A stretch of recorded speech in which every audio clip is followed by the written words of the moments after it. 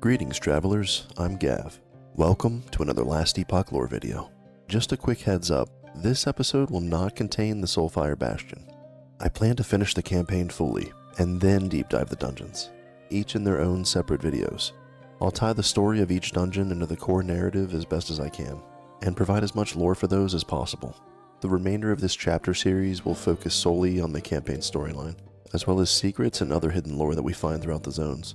Once I conclude this series, we'll move on to the next. I have a lot of content planned, so subscribe if you like Last Epoch lore and want to be a part of my growing community, and basically just geek out with me over these lore details. As these are just my theories and interpretation, I want to hear yours as well. And now, on to the video. I found a secret area in this chapter, so definitely stay tuned for that. Let's do a quick recap of Chapter 3. We defeated the remains of the Immortal Emperor at the bottom of the Temple of Atera in the Ruined Era. We retrieved the third and final shard of the Epoch, thus completing the artifact and unlocking its full potential. Returning to Gaspar, we were informed that the Immortal Emperor may have been the first source of the Void's corruption on this world, and were sent to stop them. Arriving in the Imperial Era and seeking out the Outcast Queen is where we begin Chapter 4. Let's get into it. The Outcast Camp. Arriving through the Time Rift, we find ourselves in the Imperial Era, the year 1005 AG. The Imperial Era finds itself between the Divine Era and the Ruined Future. Location-wise, we're right outside the Temple of Atera. The Temple Guardian still stands in front of the temple doors, but the temple appears to be sealed shut, and the Temple Guardian isn't functional. We follow the pathway from the temple into the Outcast Camp. The Outcasts are a group of human survivors that are hiding and sheltering from the Imperials. They're rebels led by the Outcast Queen. An outcast nearest the Queen named Roland tells us of the Queen's exploits, that she saved all of them. The Imperials round up the living in order to conduct vile experiments on them, and to extract their soul essence, the necessary ingredient for immortality. Roland recalls being among a group of captured humans that were being transported to the Immortal Citadel, when suddenly the Queen rose up, fought the Imperials, and released the prisoners. They settled here and have been here ever since, hiding from their captors. To the Empire, humans are merely soul essence waiting to be harvested. We speak with the Outcast Queen, introducing ourselves by showing her the completed Epoch, and telling them that we're here to stop the Immortal Emperor. They're quite impressed, but still don't fully trust us. They really have no reason to yet. The Outcast Queen speaks of a captured mage of theirs. This mage has knowledge on a secret entrance to the Immortal Citadel. Getting the Epoch close enough to the Emperor could allow us to use its magic against them, but first we need to save this outcast mage for the information that they hold. We speak with several other outcasts within the camp. A man named Tanner tells us rumors circling regarding Admiral Harden. Rumor has it that Harden is building a massive ship, the largest Atera has ever seen.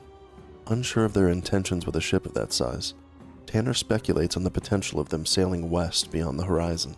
He says that no one's ever heard of anyone that's sailed that far and returned. I wonder what's out there. We speak with another outcast by the name of Cullen. He can't stand to watch the barbaric interrogation of the Imperial scholar that they captured. Cullen poses the question of whether or not the Empire could still be human in some ways, that they could still potentially hold some of their memories or personalities from when they were living. An interesting thought. We make our way over to where the Imperial interrogation is being conducted. Here we meet Onsala. In order to provide our allegiance and gain the trust of the outcasts, they want us to investigate the Great College of Welryn and satisfy all of their curiosity. The college was one of the first that the Empire took from the people of Welryn. The Imperial being interrogated held a key to enter the college, which Onsala provides us. We speak with Mattis, who is performing the interrogation on this Imperial scholar that they caught spying on their camp, notifying that unfortunately with Imperials, it's particularly difficult to obtain information from them because they can't feel any pain. The Imperial scholar states how the Emperor will find this camp of theirs. We make our way towards the city. Welryn Outskirts. As we enter the outskirts, we're met by zombies called slaughtered thralls, as well as other undead forces of the Immortal Empire. The ground is brittle and shattered here, with large voids between each plateau, and bridges connecting each landmass.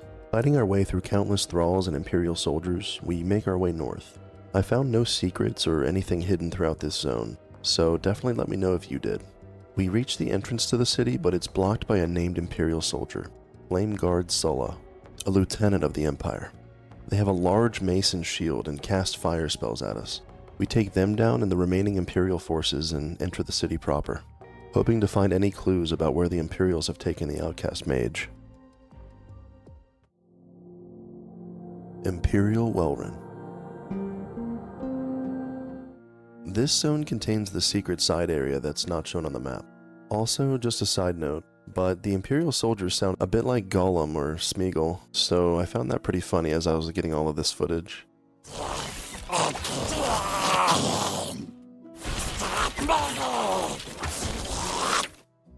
To the north is the Great College, where Onsala wanted us to investigate what the Empire was doing in there.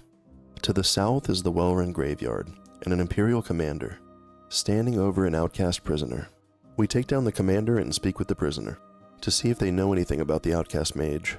The prisoner tells us the mage's name we seek is Ulrich. Ulrich was foolish enough to let it slip that he knew of a secret entrance to the Citadel.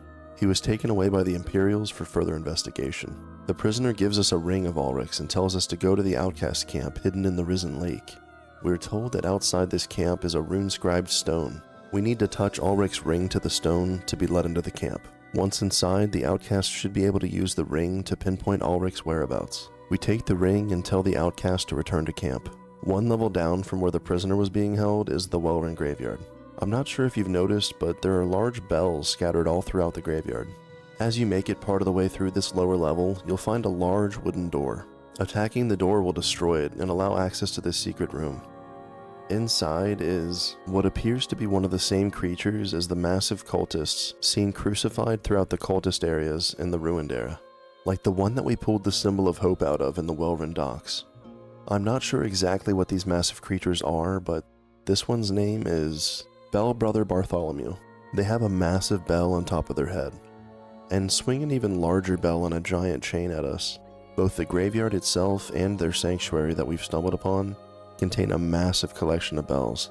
Are they just low intelligence and like the shiny appearance of these bells, or did Welryn have an issue of disappearing bells prior to this, or was he just the keeper of bells prior to the Imperial takeover and he's now hostile? Let me know your theories down in the comments. We take down poor Bell Bro Bart and explore the rest of the room, but I found nothing else of interest. We head north and use the key that we were given to enter the college. The Great College. We enter the college to see tables, bookshelves, and the floors themselves lined with dusty tomes and papers. Dispatching the Imperial soldiers guarding this study, we come to a locked door.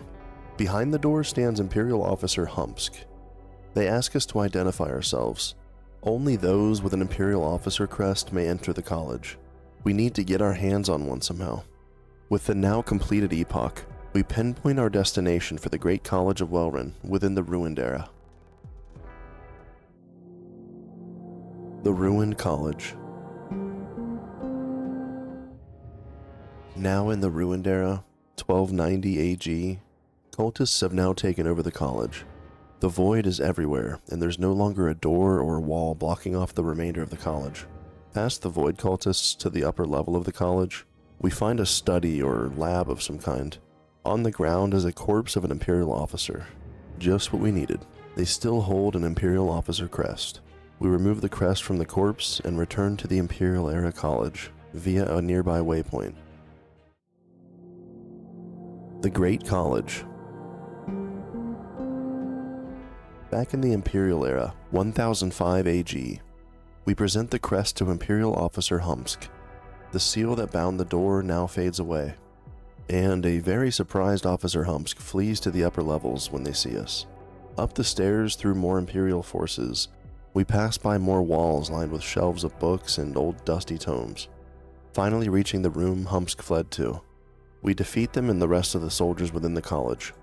I had the funny realization while writing this that this is literally a closed loop. We found the Imperial officer crest from a corpse on the floor in this very room, and the future of the Ruined Era. Traveling back to the past with the crest caused the officer at the door to flee, only to be killed by us in the same exact upper room that we found the crest in the first place. The crest that we hold and use to get through the door is Officer Humsk's, who died by our hand just moments ago.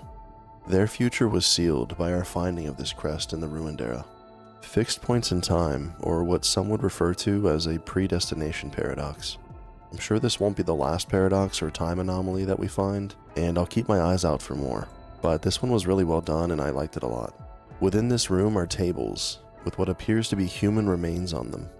There's soul repositories leaned up against the wall, and tubes running from the table to the repositories. On the ground near a desk within this lab are notes that confirm our suspicions. The devices that the living were hooked up to here are called soul extractors. The notes comment on the increased yield and quality of soul essence from these new extractors, but that it's still not enough. The Emperor's gift is being spread thin. There's not enough soul essence to go around for the entire Empire. Without a healthy diet of soul essence, the Imperials lose the one thing that still make them somewhat human, their conscious minds. Still immortal and ever loyal to their Emperor, these mindless Imperials are dubbed thralls, the zombies that we met earlier in this chapter. The notes reflect on how relying on soul essence is less than ideal, but that there's no other way around it to sustain the Emperor's gift. We also gain insights into the Empire's motive. They want to bestow this gift to every one of the living. It's not their goal to round them up and extract their soul essence, it's a necessity. They question whether or not they would be able to sustain them if every living was suddenly willing to accept the Emperor's gift. From my point of view, I think the Emperor would be fine either way. As long as they have enough soul essence to sustain themselves and their high-ranking officers, I'm sure that the Emperor would be content with an immortal, unwaveringly loyal army of thralls. But that's just my theory. The notes end with them stating that they would sacrifice as many living as is necessary, if it meant sustaining the consciousness of even a single Imperial citizen. It also looks like they have plans for continued research into the extraction process and refinement of soul essence. We exit the college and return to the camp to inform Onsala.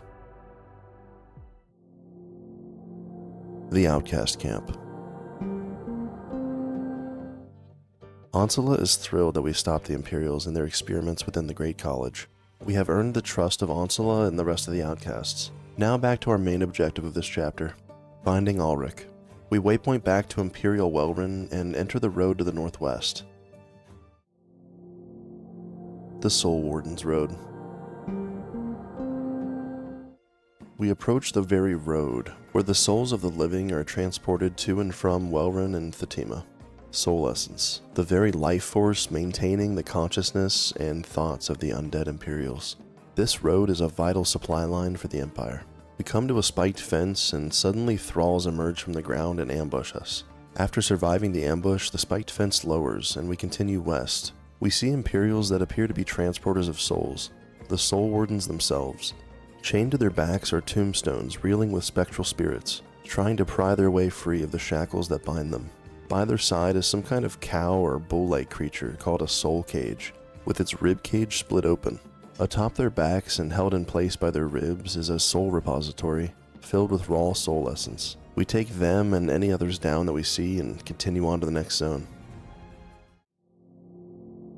The Risen Lake. Arriving in the Risen Lake, which is now more of a swampland, we begin searching for the hidden Outcast Camp. While exploring the lake, we discover the waypoint and another anomalous time rift. We check out the time rift before exploring the lake further. The Corrupted Lake. The rift brings us forward in time to the Ruined Era, 1290 AG. We explore the new void-covered lake through many cultists and creatures. Finally, we found what we were seemingly sent here to stop, the Prophet of Ruin. We appear to interrupt some kind of ritual that they were in the middle of, and by killing the Prophet of Ruin, I think we somehow completed that ritual that they started. From the sacrificial pit emerges an idol of ruin, a giant void worm, much like the one that we fought in the precipice. We take down the idol of ruin and waypoint back to the Risen Lake. The Risen Lake.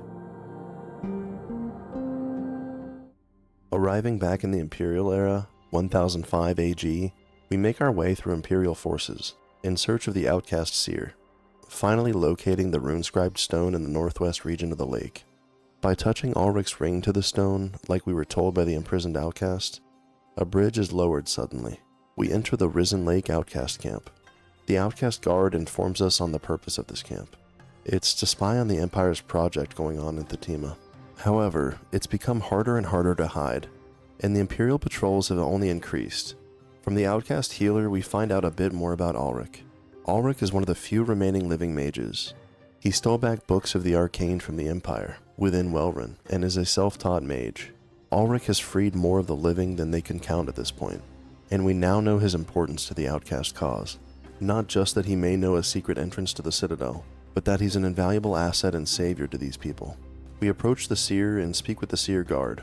From the guard, we find out that the seer was once the leader of the outcasts before stepping down. Finding it ironic that the seer's so-called retirement is now on the front line. The guard gives further insights into the strategy of the outcasts occupying this region. It lies directly between Thetima and Welryn. It has allowed them to save more living than they can count, and foil the Empire's efforts of harvesting souls from the living. Finally, we come to the seer herself. They give us the greatest psychic opener of all time. I've been expecting you. Naturally, we ask how. The seer states that they retain the information of old, and that we were there when it all started. Though I'm not sure what they mean by when it all started. When what all started exactly. They tell us that their people were once the keepers.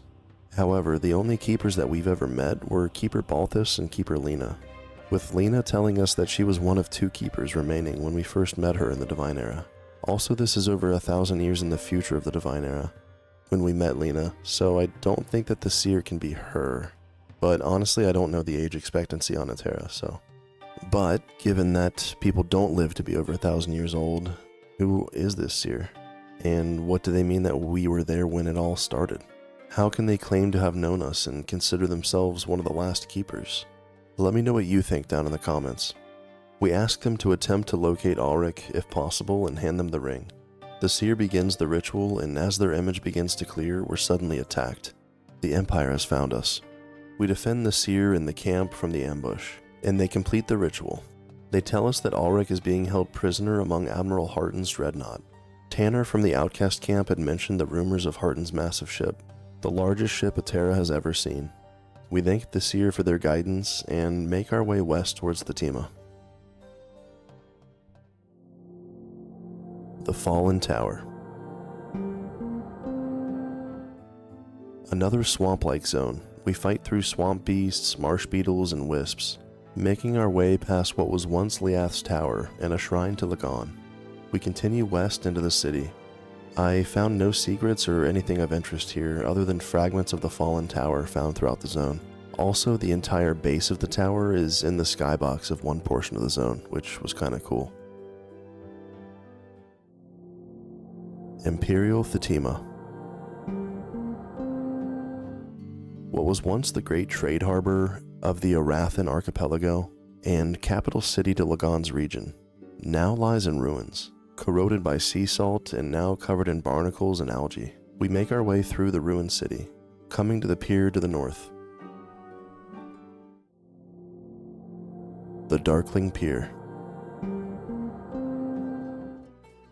The seer was right, the boat is still docked. We're not too late.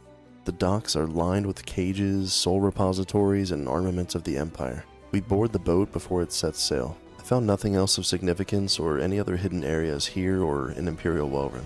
Let me know if you did down in the comments. The Imperial Dreadnought. The Dreadnought is absolutely filled with Imperial forces. It appears to be some kind of transport vessel. The transport of prisoners, soul essence, weaponry, supplies, you name it. Either that or Tanner's suspicions were true. And this is all the equipment for their journey across the sea to the west, beyond the horizon. What could be out there? What could they be after? We reach the Dreadnought's deck and fight through another army of Imperials, finally locating Ulrich at the front of the deck, locked in a bone cage just as the seer described. Guarding them is none other than Admiral Harton himself. No mercy! Get off my ship! They look like a humanoid crustacean, with the torso of a man and the shelled body and legs of a crab. Their arms make 8 limbs, and Harton wields a golden trident enchanted with lightning. This might be a weapon in the game, but I'm not sure yet. I did see that there was a void-covered trident dropped by Harton, but that was in an alternate timeline in the monolith system. So I don't know if the trident has a name or what its actual power is. We do what needs to be done and take down Harton. Though they are immortal after all, so this death is only temporary. We immediately free Ulrich from their cage. Hurry and break these chains. You'll have to excuse me. I'll express my gratitude after we're out of this mess. We ask them how they plan to escape. Easy. Can you swim? I'll take that as a yes. Get to the railing and give a signal when you're ready. We go to the railing of the Dreadnought and gesture to Ulrich that we're ready. Into the Sea of Storms we jump. And that's the end of Chapter 4. To be continued. If you learned something about the story of Last Epoch today, give the video a thumbs up. And if you have a comment or a theory, please leave it down below. I make a great effort to respond to all comments. And again, these are just my theories and interpretations. I really want to hear yours as well. So please don't be shy. Subscribe for more Last Epoch lore. And I'll see you all in Chapter 5, coming soon. Thank you all so much. Farewell, travelers.